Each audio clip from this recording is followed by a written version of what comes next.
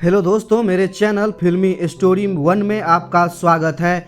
आपको 80 और 90 के दशक का ये बेहतरीन विलेन जरूर याद होगा जो हर दूसरी फिल्म में हीरो से भिड़ता नजर आ ही जाता था। फिर ऐसा क्या हुआ कि इतने महान अभिनेता का कैरियर अचानक तबाह हो गया, हिंदी सिनेमा में वो गुमनाम हो गया। चलिए उनके जीवन की सफलता और गुमनामी का पूरा सच आपको बताते हैं। आपने मिस्टर इंडिया फिल्म तो देखी ही होगी।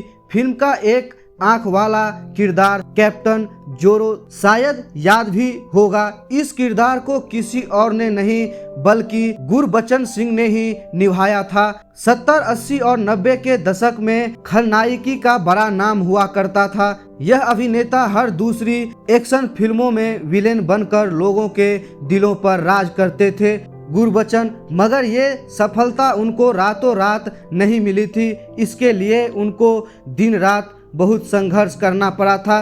चलिए आपको बताते हैं कि पंजाब का पहलवान कैसे फिल्मों में पहुंच गया था।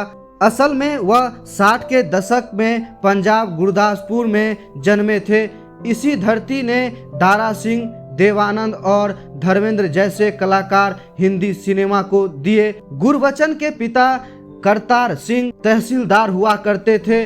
उनके इलाके में बड़ा नाम था, इसलिए वो चाहते थे कि बेटा भी पढ़ लिख कर बड़ा सरकारी अफसर बने। मगर किस्मत को तो कुछ और ही मंजूर था। गुरबचन स्कूल तो जाते मगर पढ़ाई लिखाई में उनका मन नहीं लगता। बड़ी मुश्किल से हाई स्कूल में पहुंचे और उनमें भी फेल हो गए।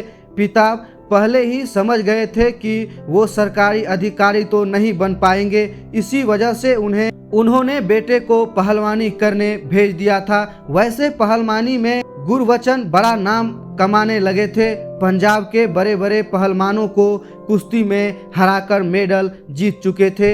एक बार तो उनका मुकाबला दारा सिंह के छोटे भाई से हो गया था।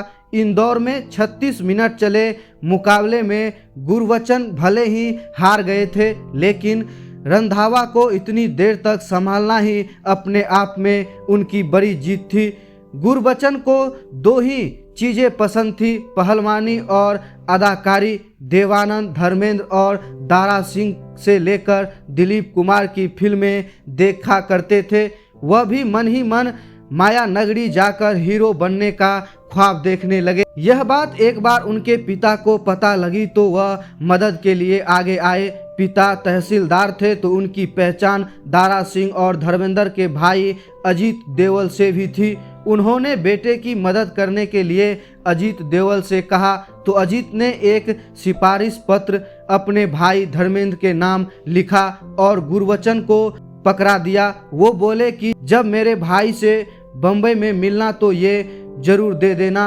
19-20 साल की उम्र में वे सीधे पहुंच गए बम्बई। पिता ने कहा था पहले दारा सिंह से मिलना तो सीधे पहुंच गए उनके घर। मगर दारा ने मदद की बजाय उल्टा ही जवाब दे दिया। वो बोले कि पहलवानी छोड़कर फिल्मों में कौन आता है, सीधा वापस जा और पहलवानी कर। ये लाइन बहुत खराब है। गुरबचन भी बोल पड़े कि आप भी तो इस लाइन में हैं। मगर इस पर दारा सिंह कुछ नहीं बोले और मदद से इनकार कर दिया। दिल टूट चुका था, बस एक उम्मीद थी धर्मेंद्र। कहते हैं उस जमाने में धर्मेंद्र ही इकलौते अभिनेता थे जो पंजाब से आए लोगों की खूब मदद किया करते थे। इसी वजह से सीधा पहुंचे उनके घर। अभिनेता का बंगला देखकर एक बार तो हैरान रह गए। नौकर बैठने को बोलकर चला गया और कुछ देर बाद बोला साहब ऊपर बुला रहे हैं।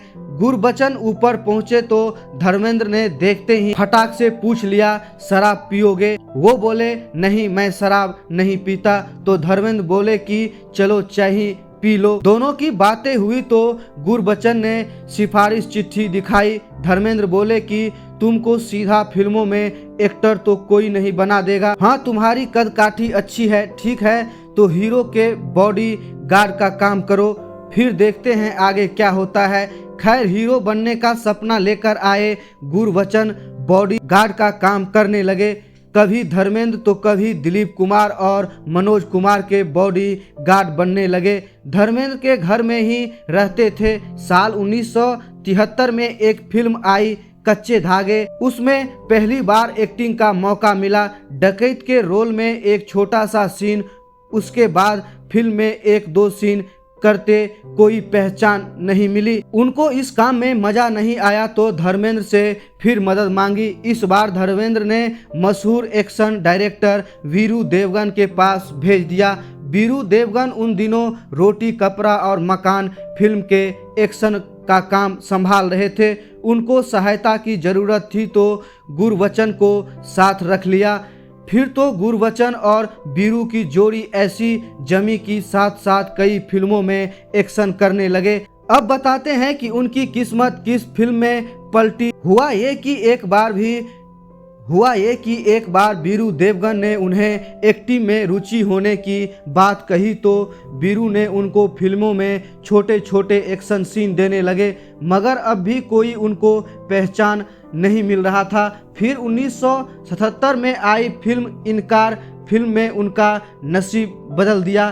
फिल्म में एक गीत था, मुंगडा मुंगडा दारू से भीगे बनियान पहने गुरबचन का लुक लोगों को याद रह गया। गाने के बाद अमजद खान से बेजोड़ फाइट सीन, पहली बार हिंदी सिनेमा में दर्शकों ने किसी विलेन को फ्लाइंग किक मारते देखा, खूब वाहवाही होने लगी। गुरबचन के एक्शन की गाड़ी अचानक चल पड़ी, फिर तो किस्मत बदल गई। नटवर लाल फिल्म में अमिताभ बच्चन के साथ फाइट सीन ने तो उनके कैरियर को सीधा 7वें आसमान पर पहुंचा दिया। इसके बाद तो वो हर दूसरी फिल्मों में नजर आने लगे। डायरेक्टर प्रोड्यूसर उनको लेने के लिए उतावले रहते थे, कभी गुंडा बॉक्सर तो कभी भ्रष्ट इंस्पेक्टर तो कभी डकैत बने नजर आते। मिस्टर इंडिया में कैप्टन जोरो बनकर तो उन्होंने खूब नाम कमाया था। 80 और 90 के दशक में उनकी बेजोड़ अदाकारी के लोग दीवाने हो चुके थे। कई फिल्मों में तो उन्होंने किरदार इतनी ईमानदारी से जिया कि लोग सच में उनसे नफरत करने लग जाते थे। एक बार तो उनके एक दोस्त ने कह भी दिया था कि तुमको देखकर मन करता है कि थप्पड़ मार दूं।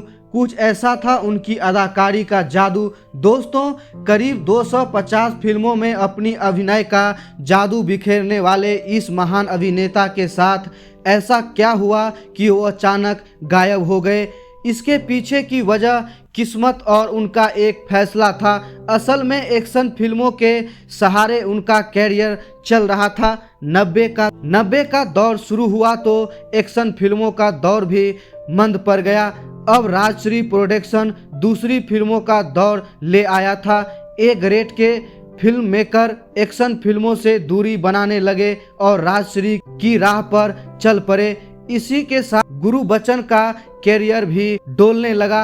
अब उनको बी ग्रेड की बची कुची फिल्में मिलने लगी। जब बी ग्रेड की फिल्मों से कैरियर बर्बाद होने लगा तो उन्होंने एक बड़ा फैसला कर लिया। वो पंजाबी सिनेमा की ओर मुड़ गए, वहाँ काम करने लगे। बॉलीवुड का कैरियर तो बर्बाद ही हो रहा था, मगर पंजाबी सिनेमा की ओर रुख करना उनके कैरियर को ही तबाह कर गया। 70 और 80 के दशक में हिंदी सिनेमा पर राज करने वाला ये मशहूर विलेन 90 के दशक में अचानक से गुमनाम हो गया और उनका कैरियर बर्बाद हो गया।